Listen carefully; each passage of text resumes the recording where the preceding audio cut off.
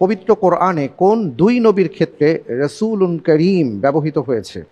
এ মূসা ও ঈসা আলাইহিমুসসালাতু ওয়াসসালাম, B Muhammad ও Ibrahim আলাইহিমুসসালাতু ওয়াসসালাম, C Muhammad ও Musa আলাইহিমুসসালাতু ওয়াসসালাম, D নূহ ও ইসরাফিল আলাইহিমুসসালাতু ওয়াসসালাম। আল্লাহুল মুস্তাআন। আল্লাহ তাআলার উপর ভরসা করে আমি উত্তর নিচ্ছি অপশন সি, মুহাম্মদ সাল্লাল্লাহু আলাইহি ওয়াসাল্লাম ও মূসা আলাইহিস সালাতু ওয়াসসালাম। প্রেজ করা হোক অপশন সি, মুহাম্মদ সাল্লাল্লাহু আলাইহি ওয়াসাল্লাম ও মূসা আলাইহিস সালাতু ওয়াসসালাম। আপনার কাছে কি মনে হচ্ছে যে দুজনের নাম একত্রিত করলে পবিত্র কোরআনে 141 বার পাওয়া যাবে?